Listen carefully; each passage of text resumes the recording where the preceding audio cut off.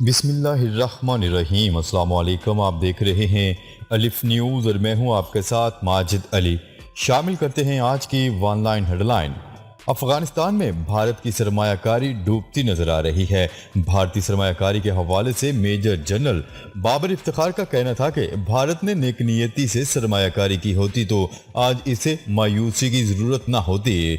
بھارت کا ارادہ تھا کہ افغانستان میں قدم جما کر پاکستان کو نقصان پہنچایا جا سکے، لیکن آج افغانستان میں بھارت کی سرمایہ کاری ڈوبتی نظر آ رہی ہے۔ انہوں نے مزید کہا ہے کہ بھارت دنیا کو بتانے کی کوشش کر رہا ہے کہ افغانستان میں مسائل کی وجہ پاکستان ہے، لیکن اس میں کوئی سچائی نہیں اور دنیا کو علم ہو چکا ہے کہ پاکستان نے افغان مسئلہ بہتر طریقے سے حل کرنے کی پوری کوشش کی ہے۔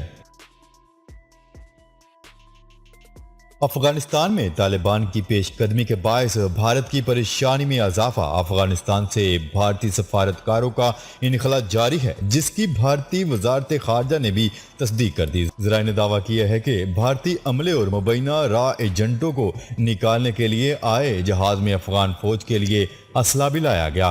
بھارت کی جانب سے ایک طرف طالبان سے مذاکرات جبکہ دوسری طرف افغان فوج کو اسلحہ دینے کا سلسلہ بھی جاری ہے، جس پر تجزیہ کاروں نے سوالات اٹھا دیے۔ کابل اور قندھار ایئرپورٹ پر بھارتی فضائیہ کے C-17 کارگو طیارے کی تصاویر بھی سامنے آ گئیں۔ افغانستان کے صدر کا طالبان سے جنگ بندی کا مطالبہ۔ غیر ملکی خبر رساں ادارے کی رپورٹ کے مطابق اپنے بیان میں انہوں نے کہا ہے کہ افغانستان سے غیر ملکی افواج جا چکی ہے۔ طالبان بتائیں کہ وہ اب کس سے لڑائی کر رہے ہیں۔ افغان صدر اشرف غنی کا مزید کہنا تھا کہ امریکہ سے فوجی انخلاء کے لیے 7 سال قبل ہی کہہ دیا تھا، جبکہ 2 سال پہلے امریکی صدر ڈونلڈ ٹرمپ کو خط بھی لکھا کہ افغانستان سے عزت سے چلے جائیں۔ افغان صدر اشرف غنی کا مزید کہنا تھا کہ افغانستان میں امن کو مزید نقصان پہنچا تو اس کی مکمل ذمہ داری طالبان پر ہوگی۔ وزیر خارجہ تاجکستان روانہ شنگھائی تعاون تنظیم کے اجلاس میں شرکت کریں گے۔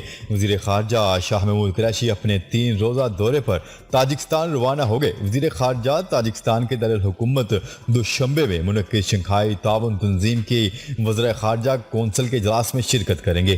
نیوز رپورٹ کے مطابق وزیر خارجہ شاہ محمود قریشی شنگھائی تعاون تنظیم کے وزرائے خارجہ کانٹیکٹ گروپ برائے افغانستان کے اجلاس میں بھی شرکت کریں گے اور افغان امن عمل، تیزی سے بدلتی خطے کی صورتحال اور علاقائی تعاون کے فروغ کے حوالے سے پاکستان کا نقطہ نظر پیش کریں گے۔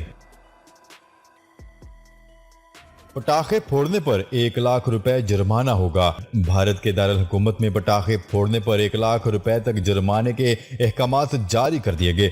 بھارتی میڈیا کے مطابق بھارتی دارالحکومت نئی دہلی میں صوتی آلودگی کو پھیلانے پر جرمانے کا اعلان کیا گیا ہے اور نئے احکامات کے بعد نئی دہلی کے رہائشی یا صنعتی علاقوں میں پٹاخے چلانے والوں پر بھاری جرمانہ عائد کیا جائے گا۔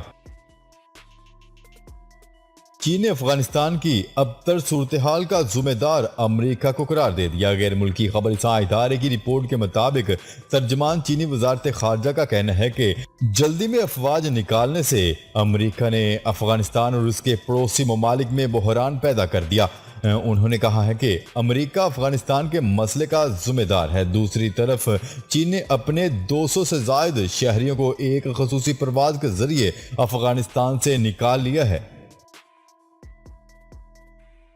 اسپین میں میٹرو ٹرین کی جعلی ٹکٹیں فروخت کرنے والا گروہ گرفتار۔ بارسلونا میٹرو اور ٹرین کی جعلی ٹکٹیں فروخت کرنے والے گروہ کو گرفتار کر لیا گیا۔ تفصیلات کے مطابق گروہ کا سرگنا میٹر اسٹیشنوں کی مشینوں میں غیر استعمال شدہ ٹکٹیں لوڈ کرنے کا ذمہ دار تھا اور وہ ان ٹکٹوں کے رولز کا غبن کر کے جرائم پیشہ گروہوں کو فروخت کر دیتا تھا۔ پولیس نے ایک علاقے میں چھاپہ مار کر میٹر ٹکٹ رولز برآمد کر لیے۔ اس گروہ کے ہاتھوں کمپنی کو پہنچنے والے نقصان کا تخمینہ 10,40,000 پاؤنڈ کے لگ بھگ لگایا جا رہا ہے۔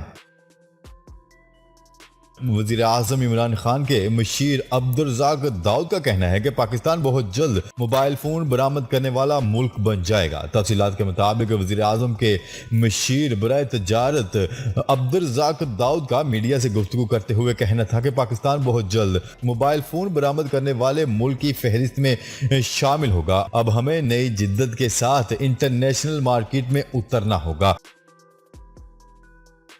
اسلام آباد میں کرونا کیسز کی تعداد میں اضافہ۔ ڈسٹرکٹ ہیلتھ آفیسر نے کہا ہے کہ وفاقی دارالحکومت میں ایک بار پھر کرونا کیسز کی تعداد میں اضافہ ہو رہا ہے۔ اسلام آباد کے ڈسٹرکٹ ہیلتھ آفیسر نے خبردار کرتے ہوئے وفاقی دارالحکومت میں گزشتہ 24 گھنٹوں کے دوران کرونا کے مثبت کیسز کی شرح 8% تک پہنچ گئی ہے۔ ڈسٹرکٹ ہیلتھ آفیسر کے مطابق گزشتہ 24 گھنٹوں کے دوران اسلام آباد میں 134 کیسز سامنے آئے ہیں، جبکہ گزشتہ روز اسلام آباد میں 1670 ٹیسٹ کیے گئے تھے۔ دوسری جانب وفاقی وزیر اسد عمر نے 50 سال اور اس سے زائد عمر کے افراد سے فوری طور پر کرونا ویکسین لگوانے کی اپیل کر دی۔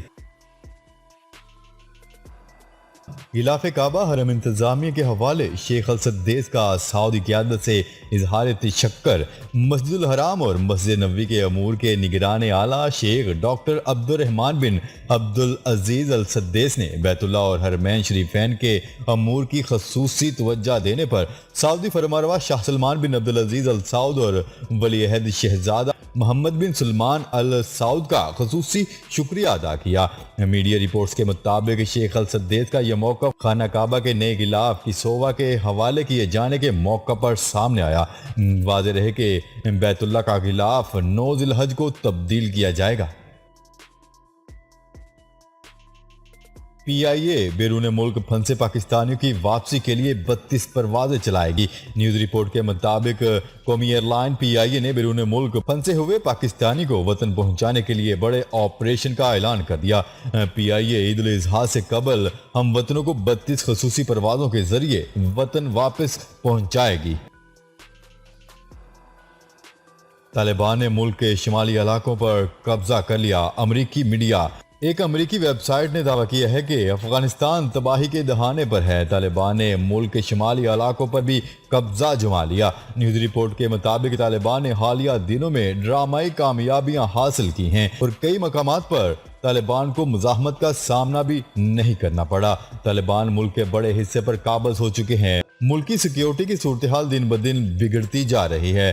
صرف گزشتہ 6 روز میں طالبان نے 38 اضلاع کا کنٹرول حاصل کر لیا۔ امریکہ کی کئی ریاستوں میں گرمی کی خطرناک لہر جاری، جس کے باعث واشنگٹن اور اوریگون میں 26 جون سے 1 جولائی تک گرمی سے 116 اموات ہو چکی ہیں۔ برطانوی میڈیا کی رپورٹ کے مطابق کیلیفورنیا کی ڈیتھ ویلی میں درجہ حرارت 52 ڈگری سینٹی گریڈ ریکارڈ کیا گیا، جبکہ یہاں آج درجہ حرارت 56 ڈگری سینٹی گریڈ تک پہنچنے کا امکان ہے۔ کیا رہے کہ برطانوی میڈیا کا کہنا ہے کہ 1913 میں ڈیتھ ویلی کا درجہ حرارت 56 ڈگری سینٹی گریڈ تک ریکارڈ کیا گیا تھا۔ یہ ریکارڈ درجہ حرارت زمین پر اب تک سب سے زیادہ درجہ حرارت ہے۔ پاکستان کی کراکرم ہائی وے دنیا کی 15 خوبصورت ترین شاہراہوں میں شامل۔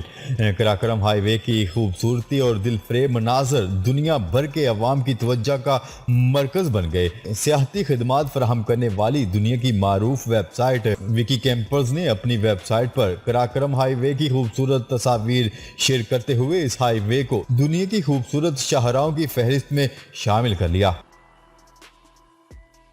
عمان کے سلطان پہلے سرکاری دورے پر سعودی عرب پہنچ گئے۔ عمان کے حاکم وقت سلطان ہیثم بن طارق سرکاری دورے پر سعودی عرب پہنچ گئے ہیں۔ حجاز کی سرزمین پر قدم رکھتے ہوئے فرمانروائے عمان کو کس توپوں کی سلامی دی گئی۔